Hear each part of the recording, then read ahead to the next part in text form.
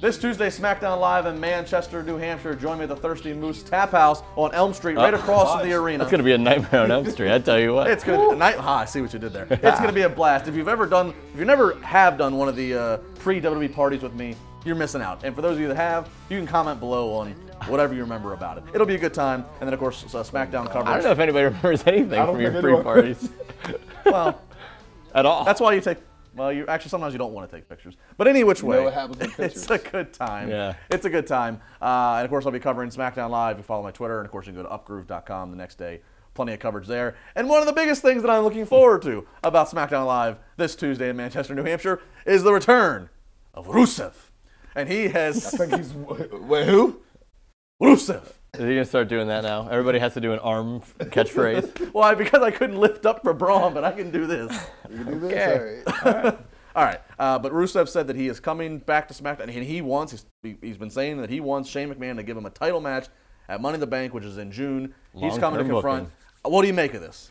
I'm looking for him. There's only one way you can do this with a guy like Rusev. There's not many platforms you can go with him. I love his character in general, but at the same time, in certain ways, I feel like it's one-dimensional. With him, he needs to be a powerhouse that's seeking after something important, and in my mind, that does need to be a title match, which I do feel like he somewhat deserves. Either it's going to be Randy Orton versus Rusev, or Rusev versus Jinder Mahal. And I think the latter. I think the latter is a great international clash. Well, they had a little history together. That's what I'm saying. Team and writing the story for itself. Well, I agree, Renell. I think a title match would be the right way to make an impact, to get him back on track. And I think the last few years there's been ebbs and flows to his career. His first year, his rookie year, was fantastic on the main roster, basically going undefeated. Then he didn't know if he wanted to marry. and then he didn't know if he wanted to marry Lana, and he's got Summer Rae.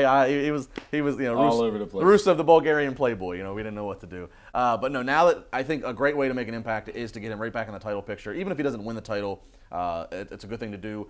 Obviously, he's still nursing an injury. That's probably, again, why they're waiting till June. I think what would be great we got to kill time between now and June, is if he shows up on Tuesday demanding Shane McMahon and Shane not be there. Daniel Bryan's already going to be probably gone. Obviously, congratulations to him and Brie, new parents. If Shane's not there, and then have somebody have a road dog who people know works backstage. Have a road dog come out, or even just a Tom Phillips stand up on the commentary desk and say, Rusev, we're sorry, Shane is not here, Daniel Bryan's not here, we can't help you.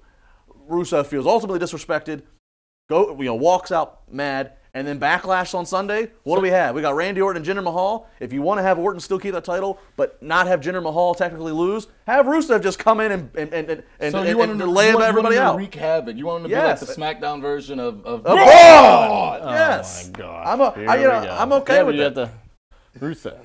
Rusev. Yeah, I think that's the way to go. It kills some time. It's going to fuel the emotion of him. It's going to have the fans, not ha ha ha ha, and Shane's not there. I think it's a great way to go. So then if that happens, Rusev goes over Mahal to get to his title shot? No, he doesn't go over Mahal, but I think he can come in just completely disrupt the entire match. Maybe, and maybe Jinder wins. Well, Jinder doesn't lose. That's the key. He doesn't lose. He'll win. Randy still holds on to the title, and then you have another month to let things play out however they need to.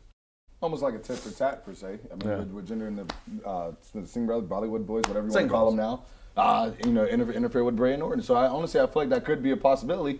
But at the same time, I'll honestly just let them get right to it. I mean, so many times you see things jumped all around. Let them get directly to it. Well, unless the detour is Shane does show up, and this turns into a Shane Rusev thing. I thought about that, but I don't know if they're going to have such a great match. They're going to do that? Shane can have a... I know. Shane can entertain with anybody. Do we know if Rusev's hurt for a while? Or I don't know how much more. I assume the reason why they're holding this off till June is because maybe he interferes with both guys in the match and do a triple threat at Money in the Bank. It's possible. Book of Juice. Look at Juice. On the fly professional, the Juice is. I do. At Juicy Steen, at Vernell Hunt 7, at Justin LeVar. We hope you enjoy. Please share the video, comment, do all those shenanigans. Again, if you're in New England, I'll see you this Tuesday. There will be no Chair Shot reality next week, no episode next weekend. But you can, of course, follow these guys on Twitter. You can download my audio podcast. And of course, you can go to upgroove.com, WrestleZone.com. Just go to our social media. We're too much. It's a buffet. Buffet of information. Buffet of chaos. For Juice, for the Rev, for LeVar. We'll see you in 2 weeks.